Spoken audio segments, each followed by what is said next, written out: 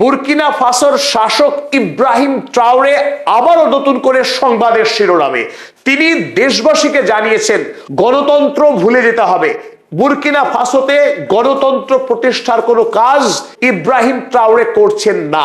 ইব্রাহিম ট্রাওরের স্পর্ধা দেখে পৃথিবীর মানুষ হতবাক। যখন আমেরিকা গোটা পশ্চিমী দুনিয়া মনে করে গণতন্ত্রই শ্রেষ্ঠ শাসন ব্যবস্থা, সেখানে ইব্রাহিম ট্রাওরে বলছে গণতন্ত্রকে ভুলে দিতে হবে, forget democracy. How is it possible? কি করে সম্ভব? না কিন্তু কেন ইব্রাহিম ট্রাওরে হঠাৎ করে দেশবাসীকে বলছেন গণতন্ত্র ভুলে যেতে হবে? 2022 সালে মাত্র 34 বছর বয়সে সামরিক অভ্যুত্থানের মধ্য দিয়ে বুরকিনা ফাসোর রাষ্ট্র ক্ষমতা দখল করেছিলেন এই ইব্রাহিম ট্রাওরে। আর প্রথম থেকেই পশ্চিমী দুনিয়ার বিরুদ্ধে তিনি যুদ্ধ ঘোষণা করেছিলেন। তার দেশ থেকে এতদিন ফরাসি সরকার যেভাবে সোনা দানা লুট করে এসেছে, সেই লুটেরাদেরকে দেশ থেকে মেরে তাড়িয়েছেন এবং বুরকিনা ফাসোতে সরকারি ক্ষমতাকে প্রতিষ্ঠা করেছিলেন। তারপর থেকেই গোটা পৃথিবীর সংবাদ শিরোনামে থেকেছেন এই ইব্রাহিম ট্রাওরে। কিন্তু শুরুতেই তিনি ঘোষণা করেছিলেন তার লক্ষ্য বুরকিনা ফাসোতে ধীরে ধীরে গণতন্ত্র প্রতিষ্ঠা করা। কিন্তু আজ একেবারে সম্পূর্ণ ইউটার্ন নিয়ে তিনি জানিয়ে দিলেন বুরকিনা ফাসোতে গণতন্ত্রের কোনো মোহতন্ত্র তিনি প্রতিষ্ঠা করতে চাইছেন না। ইতিমধ্যেই রাজনৈতিক দলগুলোকে আনুষ্ঠানিকভাবে নিষিদ্ধ ঘোষণা করেছেন। কিন্তু কি কারণে ইব্রাহিম ট্রাওরে দেশবাসীকে গণতন্ত্র ভুলে যেতে বলেছেন, চলুন আমরা দেখে নেওয়ার চেষ্টা করি। People need to forget about the issue of democracy. দেশবাসীর উচিত এই গণতন্ত্র নামক ব্যবস্থাকে ভুলে যাওয়া। We have to tell the truth, democracy is not fit for us. তিনি বললেন একটি কথা আপনাদের বলতে চাই, জাতির উদ্দেশ্যে তিনি জানালেন যে গণতন্ত্র আমাদের জন্য উপযুক্ত নয়। Democracy kills. তিনি একটি নতুন সত্য উপস্থাপন করলেন দেশবাসীর কাছে যে এই গণতন্ত্র মানুষকে খুন করে, কারণ এই তন্ত্র আমাদের তন্ত্র নয়, আমাদের জন্য নয়। Democracy by the west, for the west, of the west. অর্থাৎ তার মতে পশ্চিমারা আফ্রিকায় গণতন্ত্র প্রতিষ্ঠা করে লুণ্ঠনের জন্য, শোষণের জন্য, আফ্রিকার মানুষদের রক্ত চুষে খাওয়ার জন্য। তাই গণতন্ত্র বুরকিনা ফাসোর জন্য উপযুক্ত নয় তার দাবি। তার মতে এই গণতন্ত্র মিছে মোহমন্ত্র, শোষণের যন্ত্র পশ্চিমাদের। তিনি বলছেন look at Libya, it's a prime example right next to us. Burkina ফাসোরই প্রতিবেশী দেশ লিবিয়া। তাই বুরকিনা ফাসোর মানুষের জন্য লিবিয়া একটি জ্বলন্ত উদাহরণ হয়ে দাঁড়িয়ে আছে গণতন্ত্রের বিভৎসতা, গণতন্ত্রের ভয়ঙ্কর রূপ। Everywhere they try to establish democracy in the world. গোটা পৃথিবীতে পশ্চিমারা গণতন্ত্র প্রতিষ্ঠা করার চেষ্টা করে। It's done with bloodshed. আর তারা রক্তের মধ্য দিয়ে এই গণতন্ত্র প্রতিষ্ঠা করে। Democracy is slavery. অসাধারণভাবে উপন্যাসিক জর্জ অরওয়েল যেমন বলেছিলেন ফ্রিডম ইজ স্লেভারি, একইভাবে ইব্রাহিম ট্রাওরেও বললেন পশ্চিমা গণতন্ত্র আসলে আফ্রিকাবাসীর জন্য দাসত্ব। আর তাই তিনি বুরকিনা ফাসোতে এই মহা সংগ্রাম শুরু করেছেন। যতদিন পর্যন্ত তিনি আফ্রিকাকে পশ্চিমাদের হাত থেকে রক্ষা করতে না পারছেন ততদিন তিনি শান্ত হবেন না। তিনি বলছেন মহাবিদ্রোহী রণক্লান্ত, আমি সেই দিন হব শান্ত যবে উৎপীড়িতের ক্রন্দন রোল আকাশে বাতাসে ধ্বনিবে না, অত্যাচারীর খড়গ কৃপান ভীম রণভূমে রণিবে না, বিদ্রোহী রণক্লান্ত, আমি সেই দিন হব শান্ত। শুধু কথা দিয়েই নয়, ইব্রাহিম ট্রাওরে সংকল্পকে বাস্তবায়িত করে দেখিয়েছেন। দারিদ্র পীড়িত, যুদ্ধ বিধ্বস্ত বুরকিনা ফাসো আফ্রিকার একটি অকিঞ্চিতকর, নামহীন, খ্যাতিহীন দেশ, যে দেশের নাম আজ থেকে 4 বছর আগে পৃথিবীর খুব কম মানুষই শুনেছিলেন। কিন্তু আজ বুরকিনা ফাসো ইব্রাহিম ট্রাওরের দৌলতে সারা পৃথিবীর মানুষের কাছে পরিচিত হয়ে উঠছে, কারণ ইব্রাহিম ট্রাওরে এই দেশটিকে ঢেলে সাজাচ্ছেন।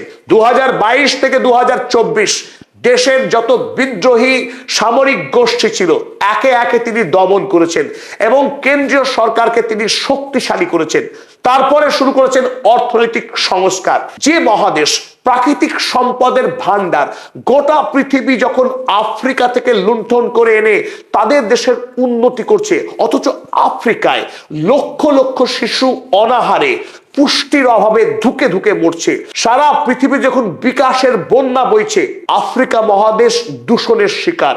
আফ্রিকা মহাদেশ থেকে যখন উত্তোলন করা হচ্ছে আকরিকগুলো, তার বিষ গ্রহণ করছে বুর্কিনা ফাসোর মানুষ, তারা ধুকে ধুকে মরছে অকালে।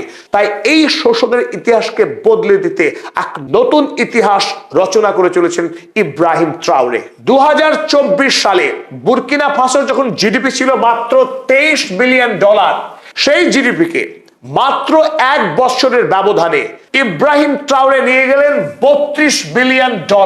এর অর্থ 1 বছরের জিডিপির বৃদ্ধির হার 50%। এক রূপকথা। পৃথিবীর কোন রাষ্ট্র অতীতে এই দুর্লভ সাফল্য পেয়েছে কিনা রীতিমতো সন্দেহ। জিডিপি গ্রোথ অ্যাভারেজ 3 থেকে 5%, ম্যাক্সিমাম 8% হতে পারে, কিন্তু সেখানে ইব্রাহিম ট্রাওরে 1 বছরে বুর্কিনা ফাসোর জিডিপিকে 50% বাড়িয়ে এক অনন্য নজির গড়লেন। কারণ বুর্কিনা ফাসো কোনো দরিদ্র দেশ নয়। পশ্চিমী দুনিয়ার রাষ্ট্রগুলো এই বুর্কিনা ফাসোকে এতদিন ধরে পাশবিকভাবে লুণ্ঠন করে আসছিল, তাদেরকে গরিব বানিয়ে রাখা হয়েছে। কিন্তু আফ্রিকা এভাবে আর দরিদ্র থাকতে চায় না। আফ্রিকা অল্প সময়ের মধ্যেই আগামী 10 থেকে 15 বছরের মধ্যে উন্নত ধনী একটি মহাদেশ হতে যাচ্ছে। যে আন্দোলনের অন্যতম নেতা হয়ে উঠেছেন বুর্কিনা ফাসোর নায়ক ইব্রাহিম ট্রাওরে। এই মুহূর্তে ইব্রাহিম ট্রাওরে পাখির চোখ করেছেন ন্যাশনালাইজেশন। বুর্কিনা ফাসোতে যত সোনার খনি রয়েছে তাদের জাতীয়করণ করা শুরু করেছেন ইব্রাহিম ট্রাওরে। এতদিন এই সোনা বিদেশি কোম্পানিগুলো তুলে নিয়ে যেত, আর বুর্কিনা ফাসোর মানুষ পেতেন কেবল দূষণ আর নামমাত্র কিছু ভাগ। আর সেই জায়গা থেকে বুর্কিনার প্রাকৃতিক সম্পদ যাতে বুর্কিনার মানুষ ভোগ করতে পারে, দেশের উন্নতি হতে পারে, দেশের সম্পদ দেশের মানুষ ভোগ করতে পারে, তার জন্য ইব্রাহিম ট্রাওরের সম্প্রতি কিয়াকা গোল্ড মাইন, বুর্কিনা ফাসোর সবচাইতে বড় সোনার খনি কিয়াকা, তাকেও জাতীয়করণ করার এক বৃহৎ পদক্ষেপ গ্রহণ করেছেন। বুর্কিনা ফাসো এমন একটি দেশ যেখানে সোনাই সোনা। প্রতি বছর বুর্কিনা ফাসো থেকে বিদেশে যত কিছু রপ্তানি করা হয়, যত টাকা আয় হয়, তার 70% টাকা আসে কেবলমাত্র সোনা রপ্তানি করে। বুর্কিনা ফাসো থেকে যত সোনা উত্তোলন করা হয় সেখান থেকে মাত্র 10% লাভ পেত বুর্কিনা ফাসো। আর সেই 10% থেকে বাড়িয়ে 24 থেকে 25 সালে করা হয়েছিল 15%। আর তাতে আমরা দেখেছি জিডিপি 50% বেড়ে গিয়েছিল। 2026 সালে বুর্কিনা ফাসোর লক্ষ্য আরো অনেক বড়। এই 15% লভ্যাংশ থেকে বাড়িয়ে বুর্কিনা ফাসো তার দেশ থেকে যত সোনা উত্তোলন করা হবে সেই সোনার 40% এখন এবং আগামীতে 60% অব্দি বুর্কিনা ফাসোর লভ্যাংশ রাখার দাবি জানিয়েছেন। আর এই পথে বুর্কিনা ফাসো যেভাবে এগিয়ে চলেছে তাতে বুর্কিনা ফাসো আগামী দিনে পৃথিবীর যে অন্যতম একটি ধনী রাষ্ট্র হতে যাচ্ছে সেই ইঙ্গিত দিচ্ছেন কিন্তু ইব্রাহিম ট্রাওরে। বুর্কিনা ফাসোর রাজধানী ওয়াগাডুগু থেকে 114 কিলোমিটার দূরে অবস্থিত কিয়াকা গোল্ড মাইন। এই কিয়াকা গোল্ড মাইন বর্তমানে নিয়ন্ত্রণ রেখেছে অস্ট্রেলিয়ার একটি কোম্পানি। তারা এখানকার সমস্ত সোনা উত্তোলন করে। সোনা মাটির সঙ্গে মিশে থাকে, সেই মাটিকে পরিশোধন করে সোনাকে বাছাই করা হয়। আর এই কাজ এত জটিল এবং এত বেশি দূষণ সৃষ্টি করে, ফলে বিস্তীর্ণ এলাকা জুড়ে বুর্কিনা ফাসোর মানুষ সেই সোনা উত্তোলন যে বিষক্রিয়া তাতে ভুক্তভোগী। অথচ এই অস্ট্রেলিয়ান কোম্পানি তারা লভ্যাংশের 85% ভোগ করে থাকেন, আর বুর্কিনা ফাসোর মানুষ পেতেন মাত্র 15%। আর এই কিয়াকা গোল্ড মাইন বুর্কিনা ফাসোর সর্ববৃহৎ। এই বুর্কিনা ফাসো প্রতি বছর যত সোনা উত্তোলন হয় তার মধ্যে 16% একাই কন্ট্রিবিউট করে এই কিয়াকা গোল্ড মাইন। প্রায় 54 কিলোমিটার জুড়ে বিস্তৃত এই সোনার খনি। এবার ইব্রাহিম ট্রাওরে সেই 15% লভ্যাংশ থেকে বাড়িয়ে 40% বুর্কিনা ফাসোকে দিতে হবে, এই আইন কার্যকরী করেছেন ইব্রাহিম ট্রাওরে। অস্ট্রেলিয়ার company Australian West African resource কোম্পানিকে তিনি আইন করতে বাধ্য করেছেন বিনিময়ে প্রচুর পরিমাণে টাকাও দেওয়া হয়েছে এই অস্ট্রেলিয়ান কোম্পানিকে ক্ষতিপূরণ হিসাবে, তারা যাতে রাজি হয়। এবং ইতিমধ্যেই এই 40% সোনার ভাগ বুরকিনা ফাসোকে দেওয়া হবে এই মর্মে এই Australian West African resource company রাজিও হয়ে গেছেন, এগ্রিমেন্ট সাইন হয়ে গেছে। সুতরাং বুরকিনা ফাসোর জন্য একটা মহা বিজয়। গণতন্ত্র প্রতিষ্ঠিত হোক আর না হোক, বুরকিনা ফাসোর মানুষের আগামী দিনে অর্থনৈতিক অগ্রগতি যে হচ্ছে এ কথা লিখে রাখা যায়। ইব্রাহিম ট্রাওরে জানিয়েছেন, স্বর্ণ লাভের এই যাত্রা সবেই শুরু। দেশে আরো যে বৃহৎ 15খানা সোনার খনি রয়েছে, প্রতিটি খনিকেই রাষ্ট্রীয়করণ করা হবে এবং প্রতিটা খনি থেকে 50%-এরও অধিক মালিকানা দেশের হাতে তুলে দেওয়া হবে।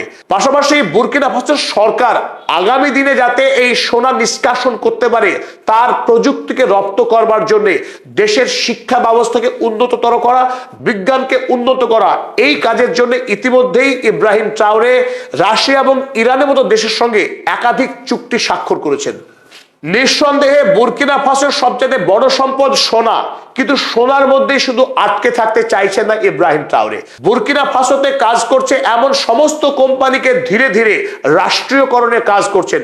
এই সপ্তাহের সবচেয়ে বড় খবর, ইব্রাহিম ট্রাওরে বুরকিনা ফাসোর সবচেয়ে বৃহৎ তুলার কোম্পানি কটন কোম্পানি তাকেও রাষ্ট্রীয়করণ সম্পন্ন করলেন। চলো আমরা দেখে নিই। বিজনেস ইনসাইডার আফ্রিকা তারা লিখেছে, Burkina Faso set to take over 607 million state cotton farm after gold industry shake off. সোনার খনির জাতীয়করণ করার পরেই আরো বড় খবর, 607 মিলিয়ন ইউএসডি মূল্যের বুরকিনা ফাসোর কটন কোম্পানি তাকেও জাতীয়করণ করলেন ইব্রাহিম ট্রাওরে। আর এই কাজ তিনি 2024 সাল থেকে শুরু করেছেন।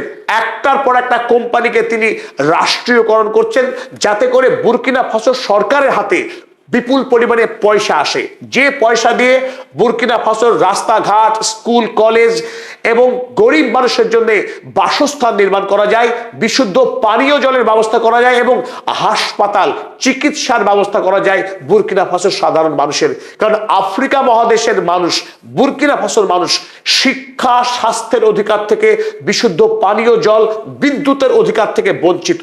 যে আফ্রিকা মহাদেশের কোবাল্ট, যে আফ্রিকা মহাদেশের কয়লা এবং তেল নিয়ে সারা পৃথিবী প্রযুক্তির শিখরে পৌঁছাচ্ছে, সেই আফ্রিকার মানুষ আজও বিশুদ্ধ পানীয় জল থেকে বঞ্চিত, বিদ্যুতের অধিকার থেকে বঞ্চিত, মোবাইল ফোন থেকে বঞ্চিত, দৈনন্দিন জীবনের সমস্ত অধিকার বঞ্চিত এই আফ্রিকার মানুষ।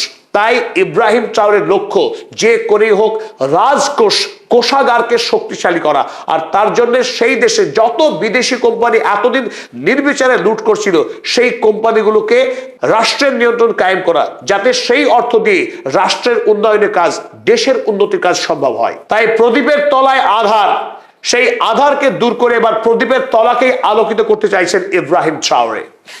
2024 সালে বড় সিদ্ধান্ত নিয়েছিলেন Ibrahim Traore, commercial bank of Burkina তাকে জাতীয়করণ করেছিলেন। এটি একটি বৈপ্লবিক সিদ্ধান্ত ছিল, ব্যাংকের জাতীয়করণ। এরপর এসএন সুসুকো, বুরকিনা ফাসোর একটি বৃহৎ চিনির কোম্পানি, চিনির মিল, তাকেও জাতীয়করণ করেন 2024 সালে।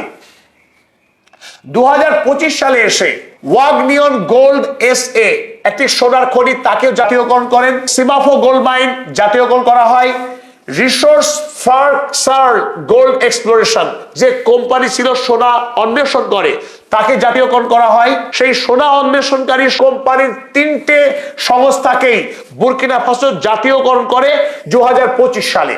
আর 2026 সালে এসে সফিটেক্স যে কটন কোম্পানি, তাকেও সম্পূর্ণরূপে জাতীয়করণ করলেন এবং পাশাপাশি আরো যে সমস্ত বৃহৎ সোনার খনি রয়েছে, সেই খনিগুলোকে ধীরে ধীরে জাতীয়করণের কাজ করে চলেছেন।